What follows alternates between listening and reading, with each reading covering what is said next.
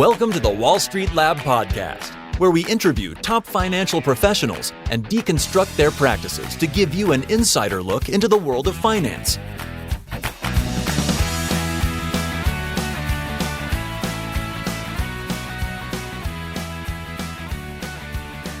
Hello and welcome to another episode of the Wall Street Lab podcast. My guest today is Martin Boyd. He is the president of FIS, Capital Market Solutions business. FIS is the world's largest fintech. And Martin, with his 20 years experience in global strategic roles across treasury management, asset management, international distribution, and institutional and wholesale businesses, is now heading the entire FIS capital markets business, which is huge. He has nearly 9,500 employees globally, nearly 6,500 clients, among which are asset managers, private equity companies, insurance companies, brokers, banks, and many more. The business he is responsible for created nearly $2.5 billion in revenue in 2019. In this episode, we talk about how the world's largest fintech innovates at scale. What technology trends are there in 2021? We talk about technology innovation like cloud, mobile, blockchain, AI. So everything is covered in this episode. We also talk about how technology got adopted during the COVID crisis. We talk about how to create a great company culture, and Martin leaves us with some career advice. I hope you liked the episode. And now, without further ado, my episode with Martin Boyd. Martin, hello and welcome to the Wall Street Lab podcast. Thanks, Andres. It's really great to be part of your podcast, and Happy New Year to you and the rest of your listeners. Thank you. And of course, Happy New Year to you too. Now, we recently had Rob Santella on the show, who was also one of our colleagues. So he talked a bit about FIS, but I think it would be super interesting if you could just give us a slight background over your career. What is it that you do at FIS? And then maybe also introduce FIS as a company. I think it's a very unknown company, but it's the world's biggest fintech. So I think that's going to be very interesting today. Yeah, exactly, Andres. So if I start with a little bit about my background, started out in the technology space. I guess my first proper job was working for IBM as a system engineer with them. And that really taught me the groundwork of, the technology business. But a lot of my customers at the time were banks. And over the years, through a career with KPMG, Royal Bank of Scotland, and then for the last 20 years with FIS and its predecessor businesses, as it has been over the years, I've enjoyed a really, diverse career, being able to grow both personally and, the scale of the business and the operation that I run. When I think about the changes that have taken place, during that career, it's just been incredible to see how technology, across that period of time has really driven so much change. And also, I think from a personal standpoint, really motivated me and constantly excited me about the future ahead. And I feel very much at this moment in time, a very similar feeling with a lot of the technology evolution that's happening yet again. So what do I do today? Well, I run the Capital Market Solutions business. It's one of three operating segments in FIS. The other two are our banking business and merchant businesses in payments. And, our theme around the business is to help the way the world banks, pays, and invests. The capital markets business itself is actually a large global business. We've got over 10,000 employees spread across the world, present in all major financial centers. But our solutions have some key fundamental strengths in terms of what they have in common. They really help our clients drive processing efficiency. The capital market space is all about large, high-value transactions, but in volume, and allows them then to make data-driven insights at the same time as they're able to manage the market risk and operational risks that their businesses are undertaking. So those are the common themes which the solutions across capital markets addresses. And that could be a corporate treasury function or their cash management function, all the way through insurance risk and through to asset management on the buy side, and then your brokerage firms and large investment banks on the sell side. So our solutions cover the spectrum of capability that you need if you're undertaking a foreign exchange deal, issuing a bond, or simply managing the way investments take place across the business. As your listeners are probably aware from prior calls, and certainly the one with Robert or Bob, as I know him, capital markets are relatively complex. And so to really help our clients to the maximum extent possible, we're also enabling our solutions to exist within their own technology platforms or ecosystems. And we do that providing clearly defined integration points or APIs. And that enables them to have great connectivity and great data flows from end to end in their business activities. Certainly, as you go to the larger banks, we perform components of service and value and technology. As you go to the smaller clients, so we do more by bringing solutions together to solve an end-to-end problem.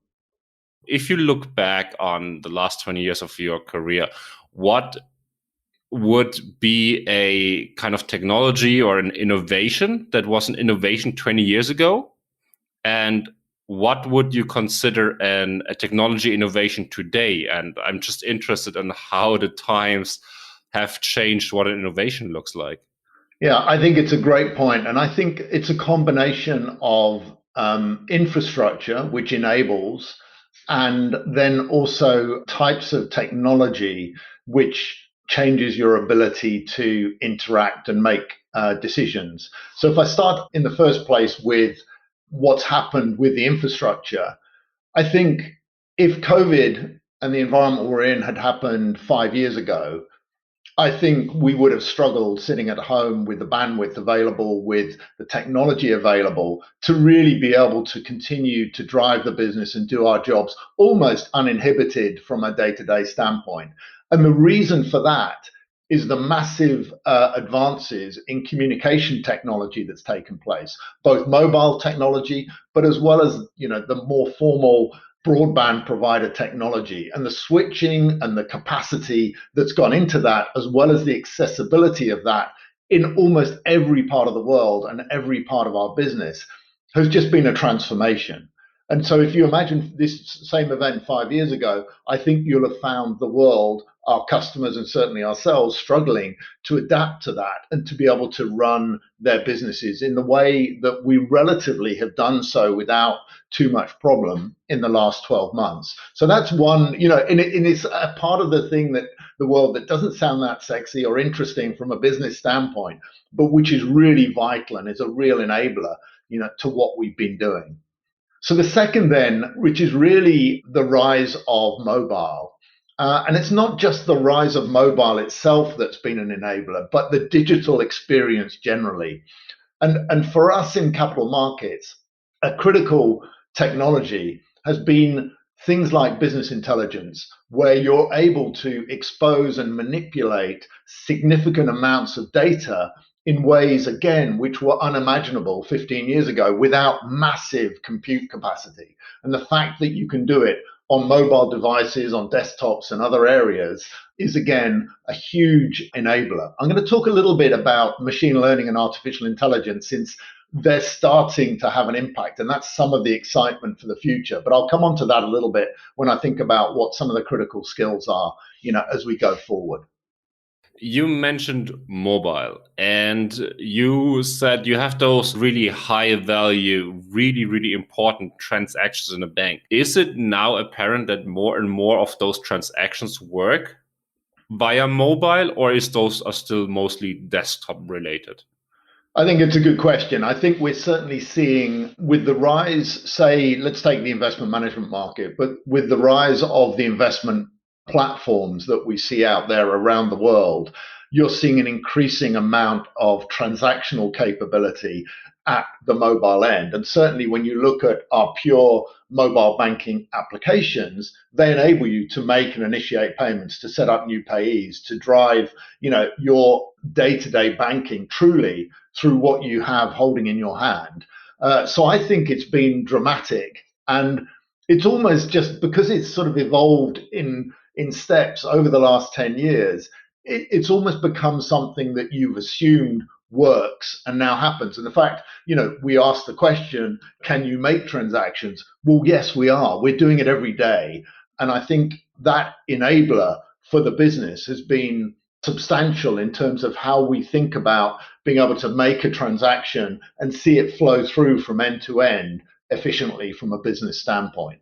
We are at the very beginning of 2021, and if you already started to look back a bit on 2020, but now with having COVID, one thing that I see is that it feels like COVID impacted how especially mobile adoption is up. Like mobile payments, at least in Germany where I'm sitting, are up by a really large amount.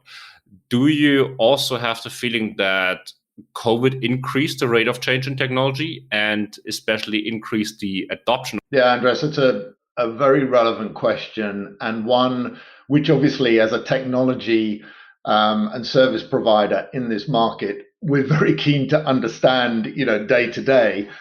Across last year, knowing we're only just in the new year, we conducted 2 surveys during the COVID crisis, and obviously it continues for many of us right now. And those 2 surveys really sought to understand what our clients, and we surveyed over 250 executives across our clients in both surveys, really what was driving some of their decision-making process around technology in particular, but about their business as well. And I think there were a couple of key features which stood out for me and which also accelerated. I think that last word is quite an important word, because I think many of the trends that are coming through strongly, which I'm going to talk about in a minute, were trends which were established before the pandemic took hold. What I think the pandemic has done, though, is really sharpen people's focus and awareness, and really sought to drive an increase in the speed with which they're adopting, various components or technologies from a business standpoint. So, for example, there has been, and I think the digital and mobile story plays into this, a significant number of our customers who are now trying to simplify and redirect both capital spending and investment towards things that differentiate the business service that they provide to their customers. And almost always when we talk about that differentiation, it's around focus on investing in customer-facing technology and solutions, things that are going to enable their customers to get access to their data, that are going to enable their customers to make better informed decisions. So that's almost 50% of that survey base, which is a significant increase on what we would have seen before, where more spend would have gone into, fundamental infrastructure from a business perspective. Second area, which I think is very interesting, is that they do have a need to constantly leverage technology and technology partners to help manage operational costs. The capital markets industry and the financial markets industry as a whole is under increasing cost pressure through both regulation and other factors. And so managing the costs such that they can keep their services cost effective to their customers is critical. And over 45% have said they're going to accelerate the use of cloud and BPaaS, or outsourcing, business process as a service. And I think, again, in our industry, leveraging the cloud was something that people were starting to do, but now we're seeing a huge acceleration in that activity. And I think the final area which stood out for me in those readiness reports that we produced was really the changing demands on the workforce and of the workforce, if you like. So I think some of the workforce is saying, and we're starting already as we see the generation of new technologists join our organization, they want a more flexible approach to working. They want to be able to spend the appropriate amount of time in different work environments and challenge themselves in different ways.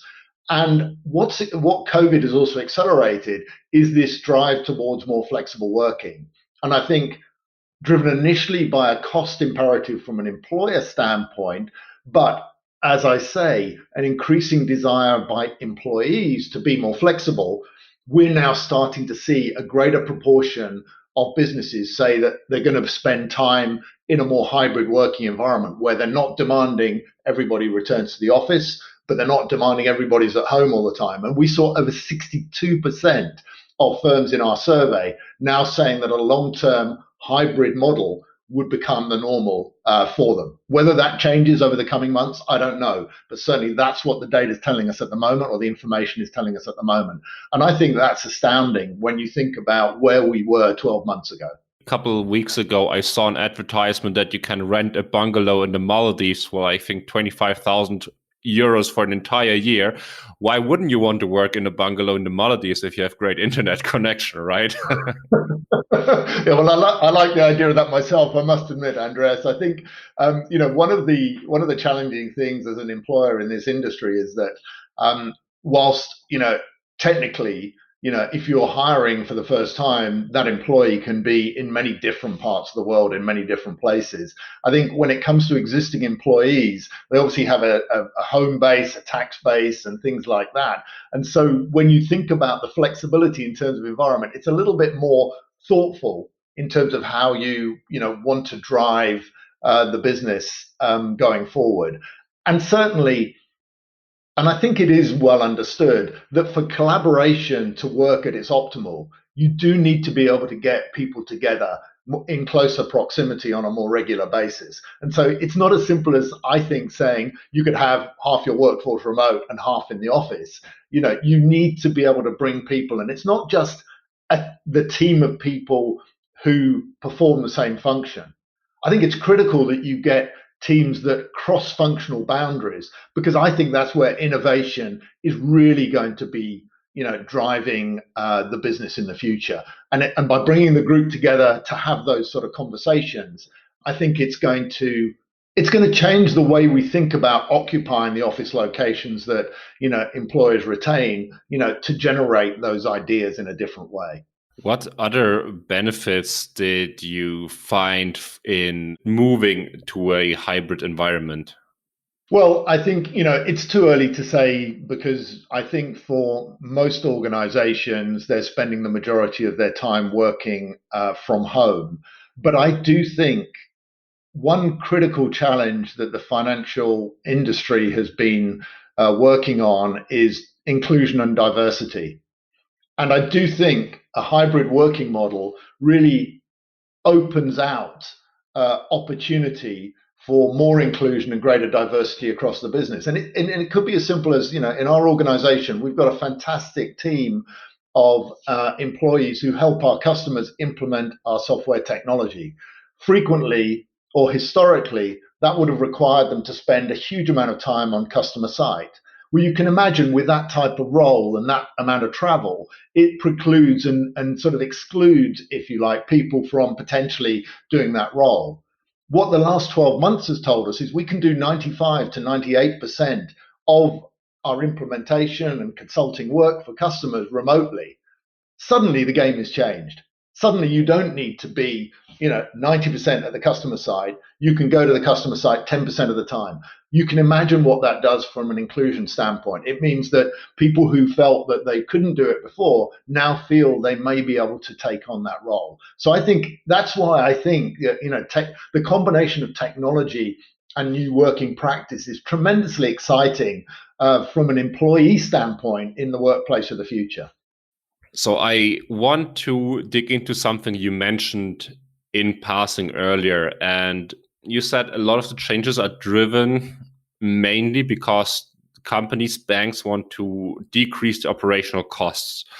And we talk a lot about how technology is able to do that. And I think, do you have the feeling that running a bank or generally a company, which I would say like is a COO responsibility from an operational standpoint, transforms more and more into a technology role, and that technology plays an ever greater impact in how you run a bank, a business, or your operations in general? Yes, that's undoubtedly true, Andreas. And we've seen a trend across our clients and in the industry for a convergence between, traditional CIO, Chief Information Officer role, and COO, Chief Operating Officer. And we've definitely seen a convergence of responsibility across those two roles. And it's very much for the reason you stated, which is that there's such an interaction now between technology and operation that it's almost very difficult to both realize the benefit as well as the advantage if the two are, managed completely separately. And what we're actually seeing are some hybrid models where you see individuals with joint responsibility for technology and operations, but they also have and report into two functions, an operations head at the top level and a technology leader as well, because of course you still need to draw upon critical technology skill sets that you may not have, in scale in your existing operation. But there's certainly that trend as you described. And I think one of the other points I was going to pick up on, which is, a big enabler, I think, towards operating efficiency going forward, is machine learning and artificial intelligence. And we've really seen a significant uptick in technology projects and solutions that we're creating, which have a specific emphasis on either being able to speed up a process. So it could be a commercial loan origination approval, or it could be a KYC component like anti-money laundering solution, where machine learning and artificial intelligence can dramatically improve your decision making and your ability to get to, the right outcome from a business standpoint, but at the same time eliminate some of the manual steps that would have previously taken place in that process. And it's only by combining that technology view as well as that operational view that you get a true insight and are actually able to make the organization change needed for that value to come out. What other organizational changes did you witness over the last couple of years powered by technology? So I know that more banks, as you said, they now appointing a CIO in terms of Chief Information Officer. And I feel like there's more technology roles coming into the executive level. I think that's right. I mean, I think if you're an executive without a technology knowledge or a technology background, it's going to be a critical component of an executive's role in the future, regardless of their, business responsibility. And so I think for me, a critical foundation, for those future executives are to have that technology component. And obviously the most valuable component you can offer is the combination of technology and knowledge of business outcome and business impact. If you've got that combination, that business analysis stroke technology skill, then that's going to be always in demand. But I think another critical area, and I think what the COVID crisis has shown us, is that by more and more people working remotely, we're potentially even more exposed from an information security standpoint. And so cybersecurity and the roles around cybersecurity in organizations, again, have become to increasing prominence. If they weren't already big before, certainly those capabilities really mean that only those organizations with scale can really compete effectively to make sure they keep their clients' business safe. I think cybersecurity is a big topic, and I'm glad you mentioned it because I think it leads to a good segue of what are emerging technologies like cybersecurity. You mentioned AI, machine learning, where you feel like will have the biggest impact in 2021, or where the biggest investments will be made. Yeah, so cybersecurity certainly, as an organization, I know many of our customers and clients have said they're increasing their spend on cybersecurity. It's a very short phrase for something of incredible depth and complexity from a business standpoint. And it's everything from, how employees are trained to act and react to potential threats at the front end, all the way through infrastructure, systems, platforms, and capability. So it really starts with an organization culture that respects the need for security of data, security of client data, and things like that, but all the way through to making sure you're using specialist teams, specialist vendors, to help undertake your business in a safer fashion as it conceivably can be.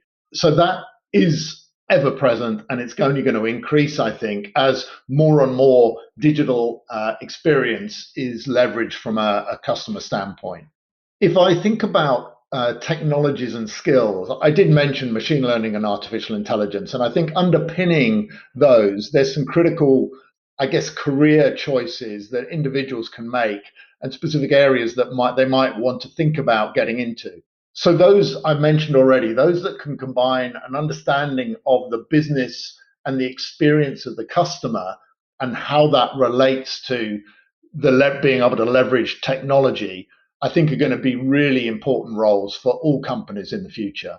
But I also think that data science and the ability to really understand the combination of data science, digital delivery, and customer experience are going to become critical roles. We're seeing shifts in our organization where we're already starting to retrain many more of our technology teams in machine learning and artificial intelligence technologies. We're also leveraging partnerships which will enabling us to accelerate our use of those. And I mentioned earlier on how I think our customers want to do more business with larger providers, but they also want the opportunity to participate in smaller, innovative initiatives that are available from vendors in the market. And I think our role, as one of the major fintechs in the world, is to help channel some of those so that we can provide the scale and capability and access for our larger customers to feel like confident in the operational delivery, but that at the same time, we really open the door and allow those other vendors, to get access and to work with us more closely. So we've got a range of different ways in which we're investing both at the startup end in terms of, early innovation, all the way through from an investment standpoint to try and both nurture businesses like that, but also integrate their solutions into our broader system. Actually, that's one of the points that I wanted to pick up on, and I'm glad you front ran my question a bit, because I'm really interested on how do you compete as the world's largest fintech? How do you compete with all the new technologies that are out there? And you already mentioned you do some investments. What other strategies do you do to keep up at scale with those new solutions? It's a good question. And as a business, you've constantly got to think about innovation and change. And so when we think about the culture and values of our organization, it's at the center of how we want to think about our clients. I think the first thing to say is, regardless of technology, what our clients want from us is the right experience in terms of being able to undertake major transformations and to be able to do that safely and at a lower risk from a project execution capability. I think, therefore, the strength of FIS and our competitive edge is, first of all, being able to offer that ability to take that load off them such that we carry the cost of change, we carry the capability to enable them to do it. But where we really need to accelerate our own innovation is in selected areas of our platforms to really give the edge where we think we can provide that edge. Elsewhere, we seek to include partners as part of that innovation story to enable us to get there, as quickly as we can. I think it's interesting in the capital market space. We've undertaken a number of different partnerships with C3AI, which is Tom Siebel's AI company, with other smaller organizations where we're starting to integrate their solutions. And what that does for our customers is provide that end-to-end outcome, but at the same time means that they can get access to that. But I think we also run very important innovation programs internally within FIS. So we run a program called Innovate in 48, which is really a 48-hour time period that we give teams in FIS around the world the ability to come up with innovative solutions, business outcomes, initiatives from a business standpoint. So we have over 600 teams, and the team averages between 4 to 5 people. Most of those, as you can imagine, in 2020 work remotely. But it's a great way of both being able to provide a pipeline of an innovative capability that we can include in some of our solution set. But at the same time, it also generates a combination of engagement and knowledge in both technology and business teams about what's possible through innovation. And I think that constant refreshing your understanding of what's possible is maybe the major barrier to any organization, driving innovation at a higher rate. So we look at innovation both in terms of those partnerships, those investments, what we do and drive and how we act to improve the culture internally, as well as then obviously working in partnership with our customers, who, by the way, have got some great ideas of their own and want to bring that to the table so that we can work together. How do you approach a partnership? For example, how do you decide when to partner up, when to invest, and when to develop something internally? Is there any kind of pattern that you sought out? I think what it first of all starts with is, what does the component of technology or the innovation that we're considering, what does it add to the customer, number one? Secondly, is it an area that we are both technically and business competent to be able to both understand and execute on in terms of building if we were going to build it ourselves? And then thirdly, if not, what are the potential organizations that we can collaborate with to bring a solution to market? So we go through that sort of step-by-step process, knowing that we can't invest in everything all at once. You have to kind of make choices. You're obviously trying to pick those choices that our customers are going to get the most value from most quickly. And if we've got the ability to bring that to market, then we'll obviously try and invest and make sure we do so. If we haven't, and then we will work with another partner to bring that to the table more quickly. Now, for the last part of the conversation, you mentioned some hard skills as an employee that you need, data science, all those things.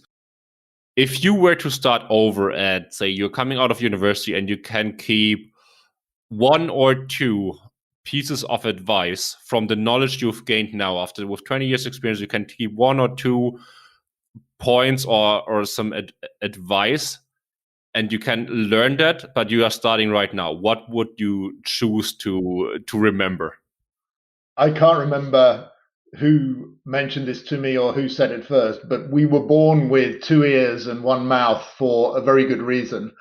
And a critical way of advancing your career is to spend time listening, absorbing, and understanding, and then using your mouth, if you like, to clarify, to understand further, to drive another level of detail in terms of your understanding. So a critical skill for me, and I don't care what the role is the ability to listen and to absorb what you're hearing, and to do so uncluttered by all of the prior experience or knowledge or I guess the things that make you who you are, but be able to look at that as openly as possible and understand that. Because I think if you can listen well, and then you've got the confidence to be able to tell the other person what you've heard, then that automatically creates a bond of understanding. And I don't mind if you're in technology, in our professional services world, in sales, or running a business operation.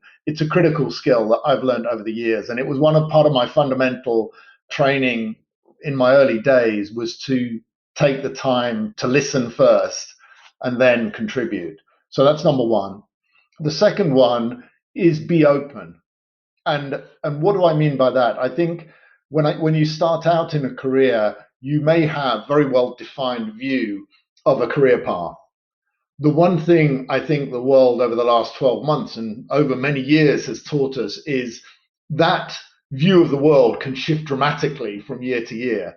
And so if you have a very narrow boundary in terms of what you think you're going to do, then that limits you in terms of the possibilities and the opportunities that are around you.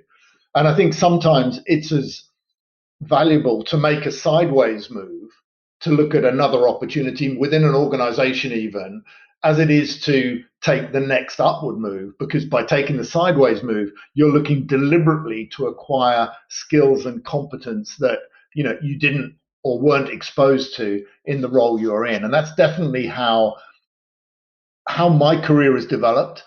I would like to say it's all very conscious, but sometimes, as you know, these things come down to unconscious, a little bit of luck, a situation that you find yourself in.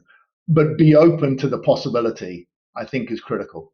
I think the be open part is very relevant because, I mean, looking a bit at your history within FIS, and you've been, I think, part of several companies that have been acquired, right? And then been acquired again and again. And often what you see, I feel like with the executive teams, that after they've been acquired, they leave. So I'm wondering what makes an acquisition positive or a success from two standpoints, from the acquirer and from the employee. Talking about my personal experience, as you say, I've been acquired a number of times or been in businesses which have been acquired. And I think the comment I make about being open and being, flexible is, I'll call it a critical survival skill. I don't really mean it as that, but I think it means that you don't jump to a conclusion based on an initial set of data. And in any organization you join, you see a superficial set of data which relates to the performance of the business, the company, and things like that. And then you see more depth and detail behind that with the longer you spend. And the longer you spend, the more then the apparent opportunities emerge. And obviously, a smaller business tends to get acquired by a bigger business, and therefore the opportunities that present themselves in a bigger business tend to be more varied. And so I've been lucky enough to run, international distribution businesses for, SunGard and then FIS. I've been lucky enough to run individual business units and now, a larger part of the company. And I think if I had acted as instinct suddenly would, sometimes would say within the first 12 months and say, no, this isn't for me, I would have suddenly closed my mind to a range of potential that I would have missed out on. So that's from sort of a personal kind of perspective on what I believe, has enabled me as an executive to take the steps I've taken. I think what makes a successful acquisition, though, is a clearly defined and understood strategy around the role that business plays within the broader enterprise, and then very quickly merging cultures. It isn't one culture overcomes the other culture. It's genuinely a merger of cultures where you get something and that employees and executives can see something of both cultures in the organization that emerges going forward. And I think that, to me, creates a very healthy business going forward, because it's one that is constantly reinventing itself, but it's also one where individuals feel, totally engaged in, the outcomes that you're trying to achieve. Normally, I wanted to finish, but you've mentioned something, and I promise this is the last question. But how do you, as an executive, make sure that you have a good culture, and how do you promote a good culture, especially in times of transitions between business? I imagine it's a very difficult task. It is, and it's an interesting question, because it comes back to, well, what is the emerging culture, that you're trying to establish? And I think partly you've got to listen to your employees around where they're seeing either challenge or opportunity for the business. You've also got to listen to your customers and what's driving, their activity. And, usually from a cultural standpoint, clients want to do business with, organizations of a similar culture. But increasingly, I think we've seen an acceleration of this backdrop, over the last few years, is the diversity and inclusion element of any business organization. And I think if a business is going to be successful in the future, inclusion and having a diverse population is going to be critical to the innovation agenda. And so for me, it's a melting pot of those three elements that come together to do it, to define that culture. But if you're not at a foundation listening to your employees, then you're gonna wander off in a direction, and they find that the team are going in another way. So it's fundamental, but you learn it through you seeing it being effective and then sometimes not effective. Look, I think this is a really exciting time for the fintech industry and the industry broadly in financial markets. I think the current state might be personally challenging for an enormous number of us that are working in this industry. And at times very difficult to navigate both mentally, and physically sometimes. But I think what I've observed is so many of the barriers that would have constrained us 12 to 18 months ago have started to break down more quickly. And I think as we do come out of this, we're going to emerge much more energetic in terms of our understanding of change and our ability to change. And also, I think, into an environment that's a lot more interesting. So I'm very optimistic about the future, Andreas. That's perfect. I really hope that we're going to get a great 2021 and that we make the best out of this. Now, any last words, anything last advice that you want to give our audience? And otherwise, I would say we've had a great interview, and I would wrap this up. No, I think I think I've said probably more than people want to hear. But from a business standpoint, obviously we still have a struggle for at least another 3 or 4 months globally across the COVID crisis. I hope that's the extent of it, and that we start to see both economies and businesses recover substantially as we come out of it. And obviously, it goes without saying, we just keep safe. Yeah, perfect, Martin. Let's stay optimistic, and all the best for your 2021. Thank you so much for coming on the show. Yeah, same to you. Thanks a lot for having me. Hey again, this is Andy. I hope you enjoyed the episode. If you did, please leave us a 5-star review on Apple Podcasts or wherever you get your podcasts from. Share the episode with your friends, with your colleagues, and everybody that is interested. And if you want to reach out, feel free to drop us an email, a message on social media. And I look forward to hearing your thoughts, your comments, your feedback. And thanks again for listening. Have a great day. Thank you for listening to the Wall Street Lab podcast. For the show notes and much more, visit us at www.thewallstreetlab.com. To see what we're up to before anyone else, subscribe to our newsletter on our website and follow us on Facebook and Twitter.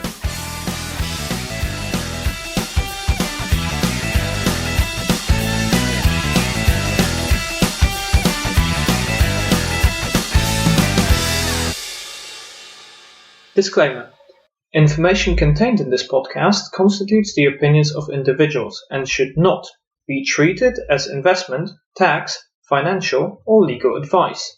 We take no responsibility for the accuracy of any statements made in this podcast. This podcast is for informational and educational purposes only, and it does not contain an offer to sell or buy any sort of financial products, and should not be treated as advertisement for such. Any copying, distribution, or reproduction of this podcast without the prior permission of the creators of the podcast is strictly prohibited.